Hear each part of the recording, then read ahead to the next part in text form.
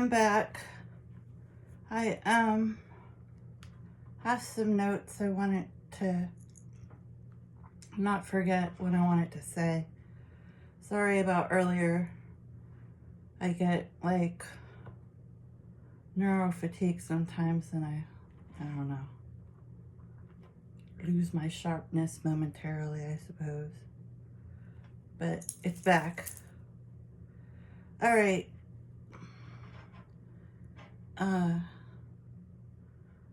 My glasses are, one of the lenses is broke. So I gotta try to read this.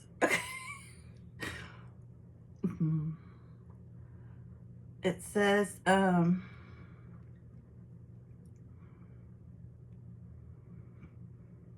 right.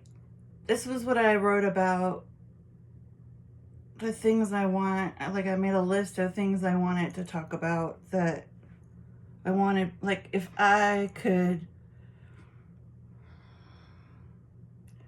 tell people 5 things about what it's like, what it's been like the last 6 years of my life, what would I tell them?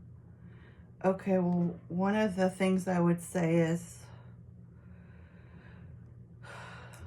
that that my personal opinion about people is that it's really a struggle for people to understand what they don't experience themselves.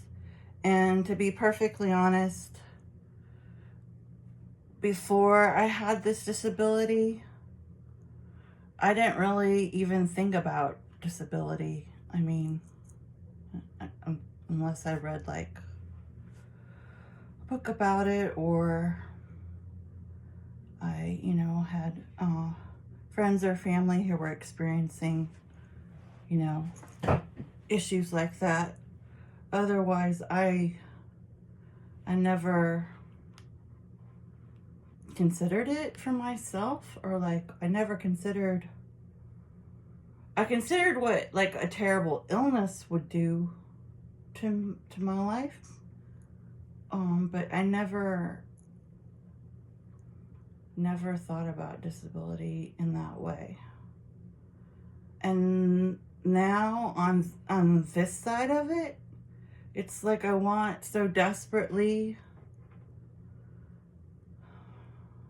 to be understood and to help maybe raise the interest in other people in the community or in society, being interested in learning about it, just so that they could interact with people with these issues and in a genuine way, so that everybody on both sides could, feel better about themselves and everything. And like,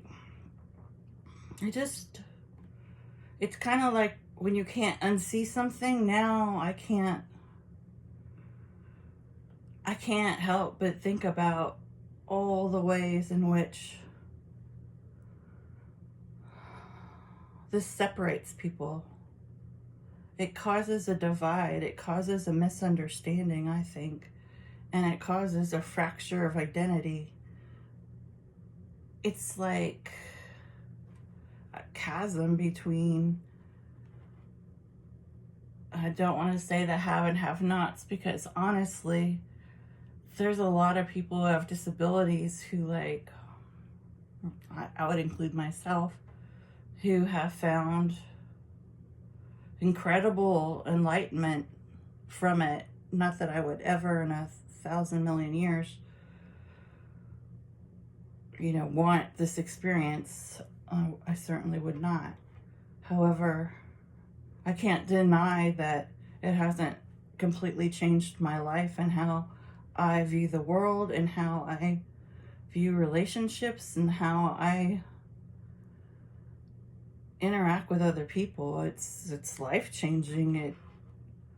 And it's not all bad. Like, a lot of it's a gift in a weird way. Not the things it takes away. No. And if you would have asked me before this happened, like, would this knowledge be worth losing reading like I used to? I would still say no, it's not worth it. You know, I didn't ever want to lose that. It's like my identity, that's like my passion, everything, you know. But since it happened, and since it happened, then I might as well embrace um, all the magical thinking it has endowed in me, I guess. Endowed's not the right word. Imparted, I don't know. Like, it has definitely revolutionized the way I'll never look at people the same. I'll never look at society the same.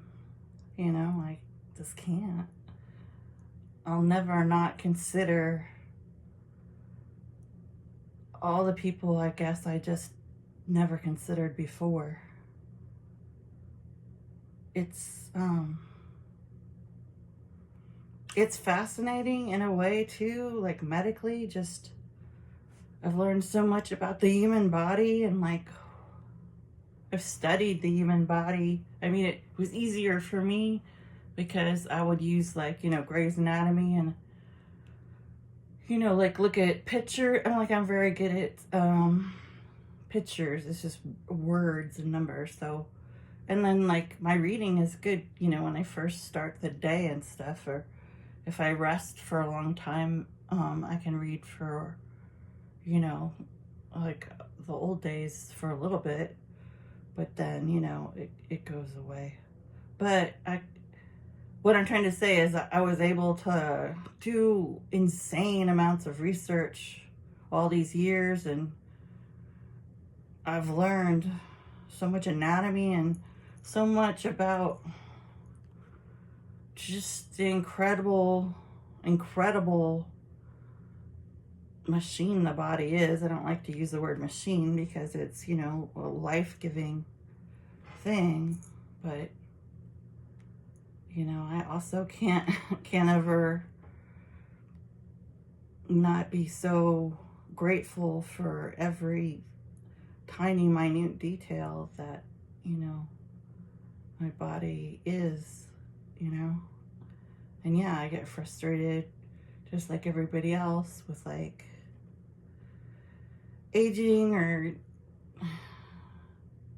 gaining weight or whatever, or if I lose weight, then, like, I get sallow looking, and I don't like that either. And, like, you know, like, it's endless, the complaints, but they're really trivial and stupid. I mean, the body's miraculous, and we shouldn't just take a look at it, you know, when, like, a baby comes into the world, or, you know, we're so excited about life. It's like we should keep that. And I guess in a weird way, having to deal with a disability on a daily basis, it does give you that. It does, well, I shouldn't talk about other people. It does give me a new focus on my body, and I'm always very aware of it. And you know, when I have, like, any breakthroughs, I'm, like, ecstatic. It's like the greatest high in the world. All right, so let's see what other really important points I wanted to make, so this video isn't too terribly long. My eyes hurt from, like, video editing, like, and because I don't have my glasses. Okay, it says, oh, this was talking about how unless you get sick, that's like when people get sick, that's when they really focus on their body. But once they're well again, they forget about it again. Or if they're, like, trying to do a sport and they're trying to, like, compete with themselves to, like, I know when I swim laps and stuff, I get super competitive about it, and I focus a lot more on my body when I'm exercising than I ever do in just regular life.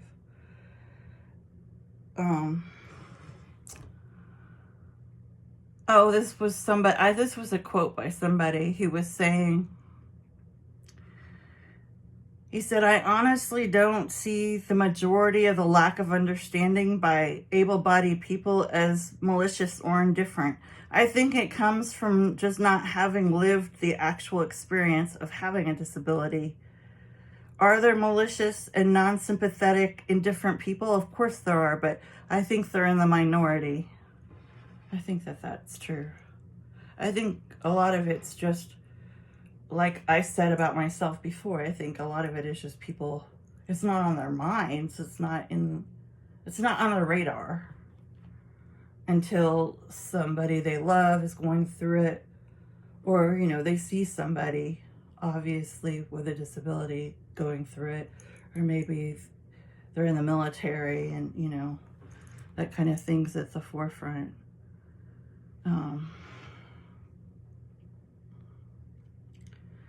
This also talked about a book about, there's this guy, Meredith Vieira. She's on like the Today Show, or she used to be on The View, but like her husband has had MS. He's just passed away, but he had it for like, I want to say 40 years, but his dad had it too.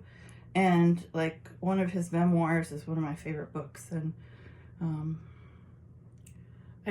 I was obsessed with that book maybe like 10 years before I even had a disability, just because he was a journalist and it was just so well written. And I was just so impressed with him. I admired him so much because he was legally blind, but he would take the subway every day. And like, he was just badass. And then he ended up getting cancer, much like Christina Applegate, who she had breast cancer and then she got MS. I think that really has to do with, because I have a tumor on my adrenal gland, but I haven't really done much about it because it's benign, but I still has to have surgery on it. But of course, that's another specialty hospital. It costs a freaking arm and a leg to drive down there, and I haven't. The eye problem, it's a pain in the ass for me to drive. I don't drive long distances. And it's kind of want to ask people to take me there. Though I've had some wonderful friends who have done that. But where was my point about this? Oh, yeah. My point, that's because my cortisol crashed because I had too much stress. I mean, go figure, right? Why would I have stress? Anyway,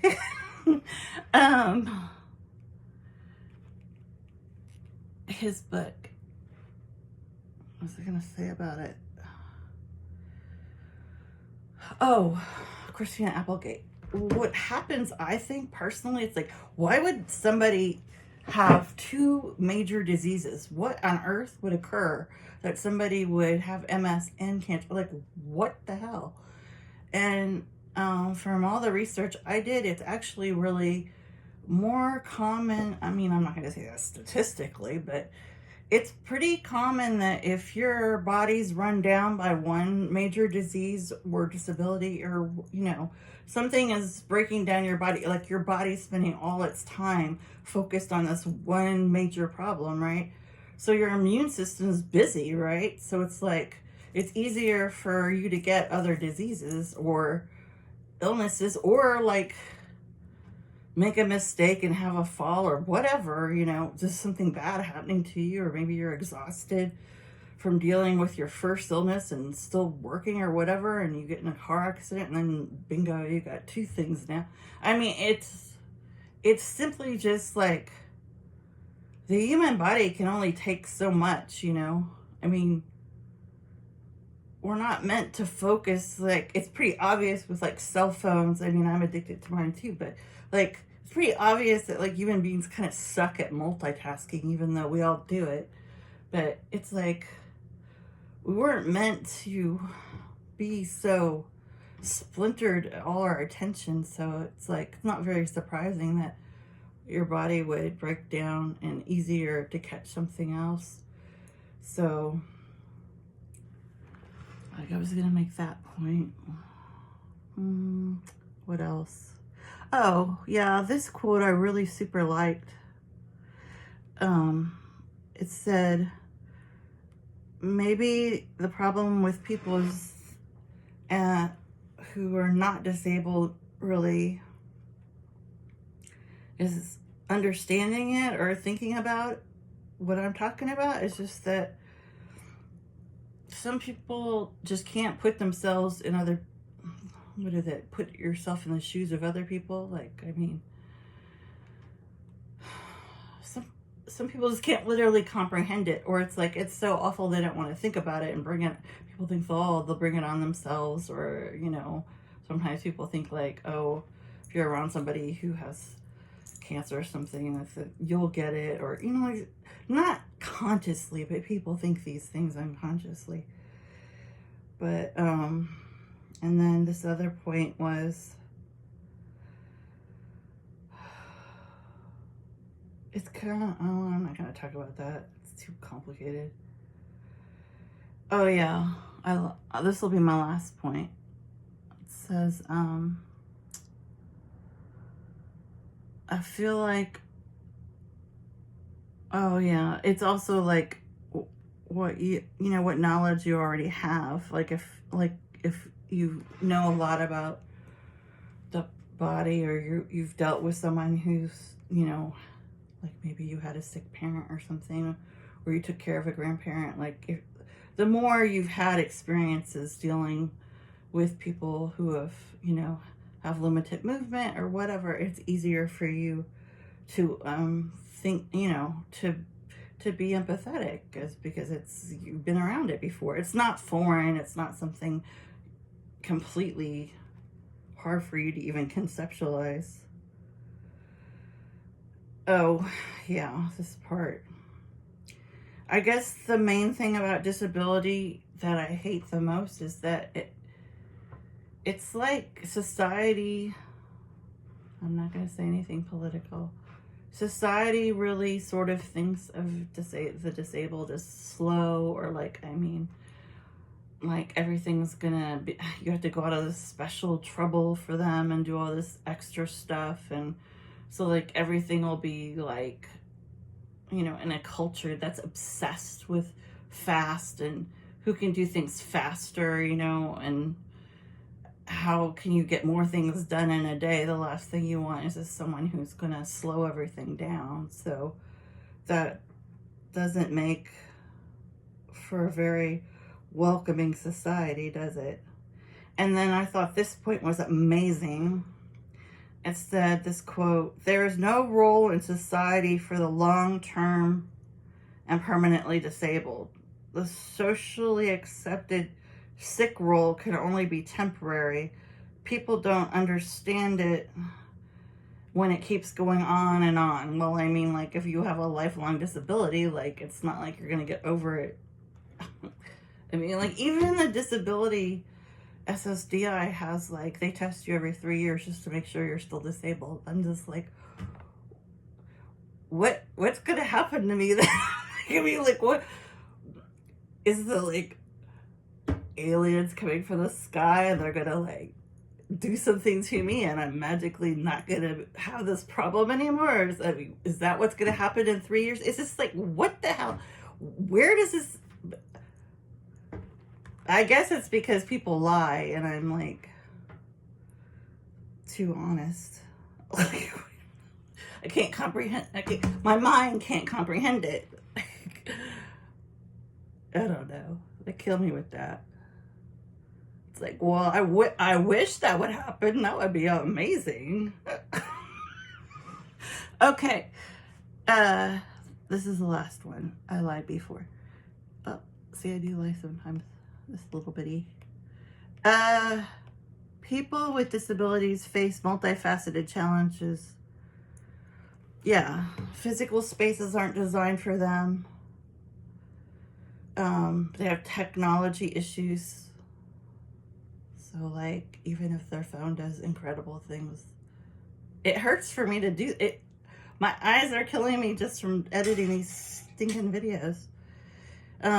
Yeah, healthcare. I think I've already talked about that. Like, yeah, you're screwed financially. Oh, forget it. You're not going to retire. And then everybody thinks that, like, when you're on disability, that you're just at home, like, chilling, enjoying everything. It's like, okay, sure. Okay. But, I mean, but then there's people like me who, like, hide their bad days and, like, then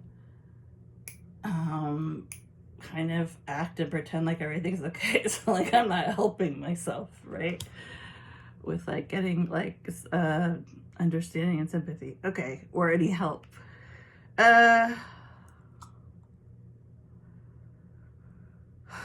Oh yeah, this one.